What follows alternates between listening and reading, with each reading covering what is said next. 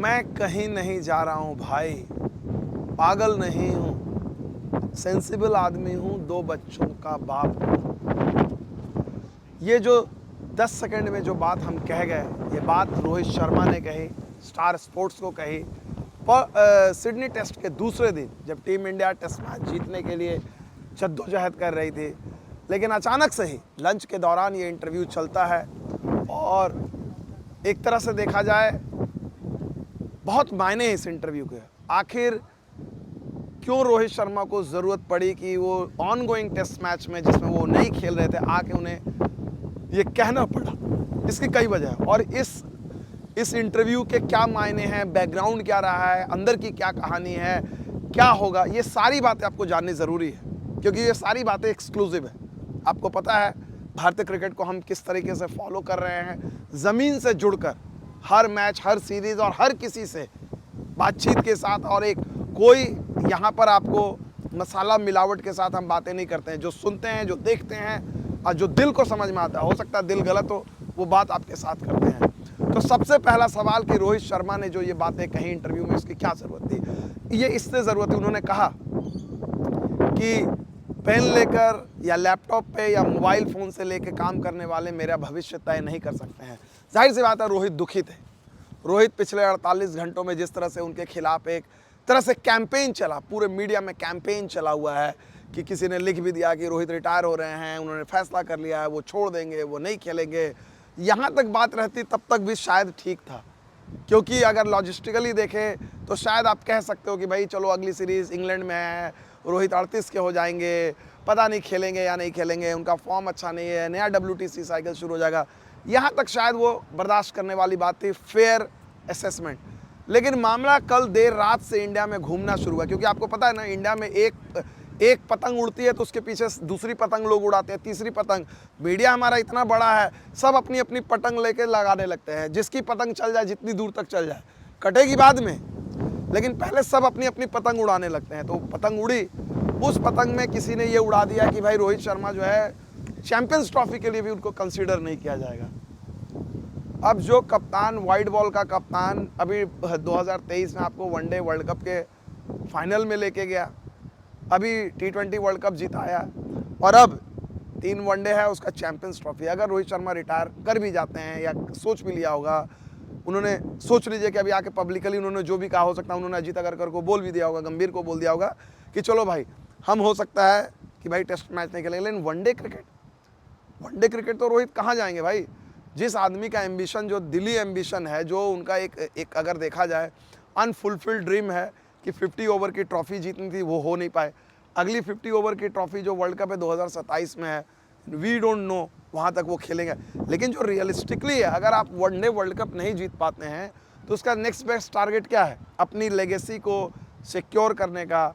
जो यहाँ पर हॉरर हुआ ऑस्ट्रेलिया में कप्तान के तौर पे, बल्लेबाज के तौर पे, उसकी अगर कुछ हद तक भरपाई करनी है तो वो क्या है? वो है चैंपियंस ट्रॉफी में जीत। तो रोहित के खिलाफ जब ये कैंपेन चलने लगा कि भाई वो जो है कि उनको वनडे की कप्तानी भी नहीं दी जाएगी, या बताइए अजीत अगरकर यहाँ, अजीत अगरकर किसी से बात भी नहीं कर रहे हैं, ये कहाँ से चल गया? इससे उन्होंने सफाई दी। अब आते हैं जो अहम बातें रोहित शर्मा ने कही है, जो बहुत ही अहम बातें जो उन्होंने कही है। उन्होंने कहा कि भाई, और ईमानदारी से मुझे जो सबसे 5 बातें जो अहम है वो मैं आप लोगों को कहना चाहता हूँ। पहला नंबर जो उन्होंने कहा, पब्लिकली फर्स्ट टाइम मैंने देखा कि किसी इंडियन कप्तान ने एक तो खुद को ड्रॉप किया, चलिए उन्होंने खुद को ड्रॉप किया टीम के हित में, लेकिन उससे बड़ी बात है सार्वजनिक तौर पे टेलीविज़न में आके बिलियन लोगों के सामने ये कहना कि भाई मैं आउट ऑफ फॉर्म में था, मेरे से रन नहीं बन रहे थे भाई, इससे मैंने अपने को हटा दिया, और मुझे पता नहीं कल मेरे से रन बनेंगे, हो सकता बने, हो सकता नहीं बने, लेकिन मैंने अभी अपने संन्यास पे फैसला नहीं लिया है, रिटायरमेंट नहीं लिया है। ये ईमानदारी। अब आप इसको कॉन्ट्रास्ट करो, 2005 में सौरव गांगुली का दौर था। सौरव गांगुली इसी तरह हरारे में थे, जिम्बाब्वे के दौरे पे 2 मैचों की सीरीज़ थी, स्ट्रगल कर रहे थे। ग्रेग चैपल के पास जाते हैं, बोलते हैं ग्रेग बताइए ये क्या है सिचुएशन में, क्या किया जाए, कैसे हम लोग बेहतर करें। ग्रेग चैपल ने मुंहफट साफ उन्होंने कह दिया कि सौरव आपकी तो जगह नहीं बनती है। सौरव हैरान हो जाते हैं, सौरव मैच खेलते हैं, उसके बाद वो जाके 100 करते हैं, और आके ब्रॉडकास्टर हर्षा भोगले तो उनको कहते हैं कि मुझे कोच ने कहा था कि भाई टीम से हट जाओ, और वहाँ से एक टेंशन शुरू होती है। वो एक चीज़ उनका सौरव गांगुली का एपिसोड और ग्रेग चैपल का एपिसोड, ठीक है, वो पूरे एपिसोड में ग्रेग चैपल को विलेन बनाया गया, कितना सही है कितना झूठ है वो आपको फैसला करना, उस पर मैं नहीं जाना चाहता हूँ। लेकिन यहाँ पर रोहित शर्मा ने जो पब्लिकली आके कहा अपनी वल्नरेबिलिटी, और इसलिए मैंने अभी ट्विटर में भी लिखा कि भाई रोहित शर्मा जो है कभी भी विराट कोहली की तरह सबसे कामयाब टेस्ट स्कीपर नहीं बन जाएंगे, क्योंकि विराट की लेगेसी टेस्ट क्रिकेट में अनमैचेबल, और ये खुद रोहित मानते होंगे। कहा नहीं है उन्होंने मुझे, उन्होंने विराट कोहली के बारे में बैट्समैन के तौर पे तो उन्होंने हमेशा कहा कि विराट से बड़ा बैट्समैन उन्होंने नहीं देखा, लेकिन कप्तान के तौर पे भी वो मानेंगे, टेस्ट कप्तान के तौर पे उनसे बड़ा कामयाब कप्तान नहीं होगा। महेंद्र सिंह धोनी की तरह serial winner, multiple ICC trophy, champions trophy, T20, one day world cup नहीं। लेकिन एक बात तय है, जब भारतीय क्रिकेट का इतिहास जब लिखा जाएगा, कप्तानों का इतिहास लिखा जाएगा, और ये बात आएगी कि सबसे ज़्यादा किसी को स्नेह, प्यार, दुलार, लाड मिला है तो वो होंगे रोहित शर्मा। इस बात में कोई दो राय नहीं, और इस बात की गवाही दी है किसी और ने नहीं, राहुल द्रविड़ जैसे बंदे ने। राहुल द्रविड़ जो सचिन के साथ खेले, जो सौरव के साथ खेले, जो धोनी के साथ खेले, जो कुंबले के साथ खेले, लेकिन जिस, और वो कैरिड अवे नहीं होते हैं, राहुल द्रविड़ ऐसे शख्स नहीं है भावना में बहने वाले, लेकिन जिस तरह यहाँ पर हवा बह रही है भावना में, तो यहाँ, लेकिन कोई बात नहीं, हमने इस तूफान को थाम लिया।